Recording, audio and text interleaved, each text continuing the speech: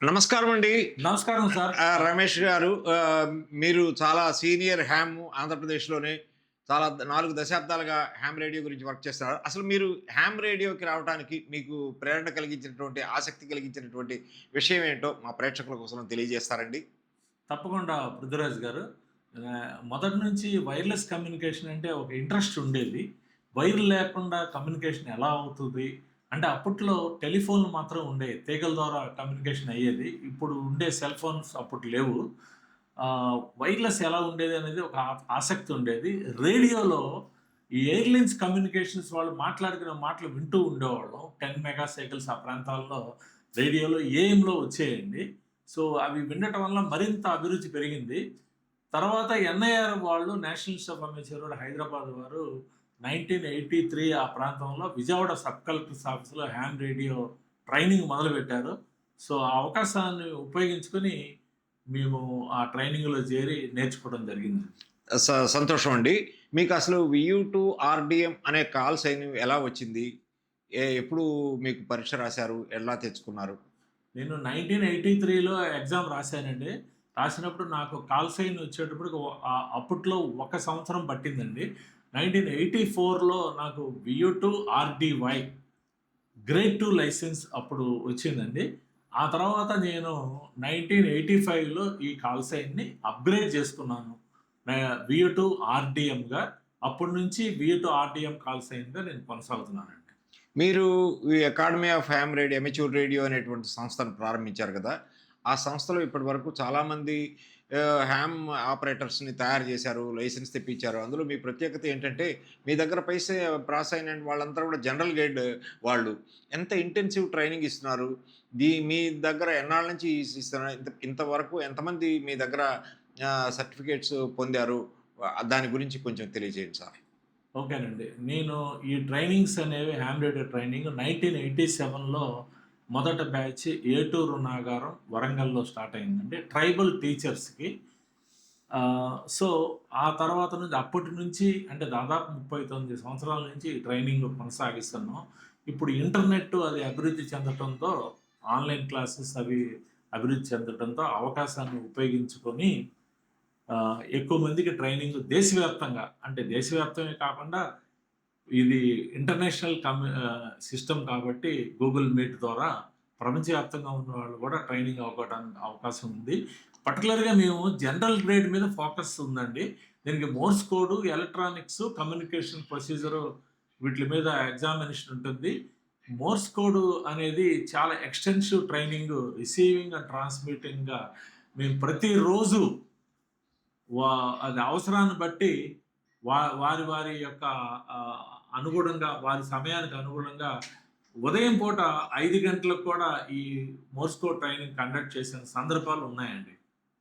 మీ దగ్గర ఈ Morse code నేర్చుకోవడానికి గానీ, సర్టిఫికేట్ ట్రైనింగ్ పాస్ కావటానికి గానీ, చాలామంది సైంటిస్ట్‌లు గానీ, డాక్టర్స్ గానీ, ప్రొఫెసర్స్ గానీ వీళ్ళంతా వస్తున్నారు. వాళ్ళలో కొంతమంది ముఖ్యమైనటువంటి వాళ్ళ పేర్లు తెలియజేస్తారా? ఓకేనండి. అంటే ముఖ్యమైన వారి పేర్లు చాలామందున్నారండి. ముస్సోరిలో Lal Bahadur Shastri national academy of అడ్మినిస్ట్రేషన్స్‌లో ah, ah, IAS officers, IPS officers, Govindaraju గారని ఆయన ఉత్తరప్రదేశ్‌లో కలెక్టర్‌గా చేస్తున్నారు. తర్వాత ప్రిన్సిపల్ సెక్రటరీగాను తర్వా వి చేస్తున్నారు. సో, అదే కాకుండా ఇంకా చాలామంది గూడా ఆంధ్రప్రదేశ్ కేటగిరీకి చెందిన ఆఫీసర్స్ కూడా ఉన్నారండి చాలామంది. అట్లాగే ఇస్రోలో ముఖ్యమైన, కీలకమైన పాత్రలో ఉన్నవాళ్ళు ప్రెజెంట్‌లీ గూడా ట్రైనింగ్ పొందుతున్నారు. సో, వీరు ఈ హామ్ రేడియో నేర్చుకోవడం ద్వారా ఇస్రోలో గూడా ఈ హామ్ రేడియో ఉపయోగించాలనే ఉద్దేశ్యం ఉంది. సో, అనేక మంది ఉన్నారండి. ఆల్ వాక్స్ ఆఫ్ లైఫ్ ఒక విద్యార్థుల దగ్గర నుంచి పొలిటీషియన్స్ దగ్గర నుంచి కమ్యూనికేషన్స్ అంటే అందరికి ఇంట్రెస్ట్ ఉంటుంది. అంటే irrespective of their position. So, రకరకాల వాళ్ళు హామ్ రేడియో ట్రైనింగ్ పొందుతున్నారు. లెక్చరర్స్ ఉన్నారు. కాలేజ్ ప్రిన్సిపాల్స్ ఉన్నారు. సో, మా ద్వారా నేర్చుకుని వాళ్ళ కాలేజెస్‌లో ఈ యొక్క ఒక సబ్జెక్ట్‌గా ఇంజినీరింగ్‌లో ఫోర్త్ ఇయర్‌లో ఫస్ట్ సెమిస్టర్‌లో భాగంగా చేసిన వారు ఉన్నారు. Head of the departments autonomous college ఉదాహరణకు విష్ణు ఇంజినీరింగ్ కాలేజీ వారు ప్రొఫెసర్స్‌తో నేర్చుకొని ఏడు 7 మంది ప్రొఫెసర్స్ నేర్చుకొని వారు వాళ్ళ కాలేజీలో స్టూడెంట్స్‌కి దీన్ని సబ్జెక్ట్‌గా ఇంట్రొడ్యూస్ చేయడం అయింది. అదే కాకుండా స్పేస్ అప్లికేషన్ సెంటర్ దాదాపు 1,50,00,000 పెట్టి స్పేస్ అప్లికేషన్ సెంటర్ పెట్టి విద్యార్థులకి శాటిలైట్స్ నుంచి డైరెక్ట్‌గా సిగ్నల్స్ రిసీవ్ చేసుకునే అవకాశం కల్పించి వాళ్ళకి మరింత అవగాహన, ఇంట్రెస్ట్ చేసి హామ్ రేడియో వైపు మోటివేట్ చేస్తున్నారు. మీరు 4 దశాబ్దాల సుదీర్ఘ హామ్ రేడియో ప్రయాణంలో మీరు ఎన్నో సర్వీస్ యాక్టివిటీస్ కూడా చేసి ఉంటారు. కెలామిటీస్ వచ్చినప్పుడు గానీ, భూకంపాలు, ఎర్త్‌క్వేక్స్, వరదలు వచ్చినప్పుడు మీరు మా మా ప్రేక్షకుల కోసం అని జెప్పి కొంత కొన్ని స ఇన్సిడెంట్స్ సంఘటనలు లేదా కొన్ని సందర్భాలు తెలియజేస్తారండి? ఓకేనండి. తప్పకుండా. ఇప్పుడు వీటిలో గుజరాత్ ఎర్త్‌క్వేక్ ప్రత్యేక విమానంలో బయలుదేరి గుజరాత్‌లో ఆహ్, గాంధీ గాంధీధామ్, గాంధీనగర్, అంజార్ బచావ్ మొదలైన కీలక ప్రాంతాల్లో హామ్ రేడియో సెట్స్ ఏర్పాటు చేసి కమ్యూనికేషన్స్ ఇవ్వటం ద్వారా అక్కడ ప్రజల మన్ననలే కాకుండా అధికారుల మన్ననలు కూడా పొందటం జరిగింది. అదేవిధంగా ఒరిస్సా సూపర్ సైక్లోన్ వలన మొత్తం కమ్యూనికేషన్ వ్యవస్థ అంతా చిన్నాభిన్నం అయిపోయినప్పుడు ఇక్కడ నుంచి ప్రత్యేక బృందంగా ఆంధ్రప్రదేశ్ నుండి వెళ్ళి అక్కడికెళ్ళి గిరిధర్ గొమొంగో గారి సారథ్యంలో అప్పటి ముఖ్యమంత్రి, అదేవిధంగా అప్పటి ఇండస్ట్రీస్ కేంద్ర మంత్రి నవీన్ పట్నాయక్ గారు వీరి దగ్గర మేము హ్యామ్ సెట్స్ పెట్టడం జరిగింది. పెట్టి అక్కడ అత్యంత ప్రమాదకరమైన పరిస్థితి నుండి పారాదీప్ ఫాస్పేట్ లిమిటెడ్ దగ్గర అమ్మోనియం ప్లాంట్ బ్లాస్ట్ అయ్యే పరిస్థితి వచ్చినప్పుడు అక్కడ ప్రభుత్వానికి ఇన్ఫార్మ్ చేసి వారి ద్వారా ఇండియన్ ఎయిర్‌లైన్స్ వారిని యాక్టివేట్ చేసి ప్రత్యేకమైన ట్రాన్స్‌పోర్ట్ విమానం పంపించటం ద్వారా అక్కడ ప్రాంతం పారాదీప్ టౌన్‌షిప్‌లో ఉండే 70 మందినే కాకుండా ఆ చుట్టుపక్కల ఉండే ప్రాంతాలకు కూడా ప్రమాదం నుంచి రక్షించే అవకాశం హామ్ రేడియో ఆపరేటర్‌గా మాకు దక్కిందండి. అందువలన అక్కడ ప్రజలు, అధికారులు వారి దగ్గర నుండి ఎంతో మన్ననలు పొందటం జరిగింది. కమ్యూనికేషన్ అనేది చాలా అత్యంత కీలకమైన పాత్ర పోషిస్తుందండి. సో, గిరిధర్ బొమ్మంగ గారి దగ్గరికి వెళ్ళినప్పుడు కూడా ఆయన ముఖ్యమంత్రి అయిపోయినప్పటికీ కూడా ఆయన కదలలేని పరిస్థితుల్లో క్యాంప్ ఆఫీస్‌లో ఇంట్లోనే ఉండటం జరిగింది. ఆయన ఎటువంటి పరిస్థితి ఏంటంటే ఆయన భార్య ఢిల్లీలో పార్లమెంట్ మెంబర్‌గా ఉన్నారు.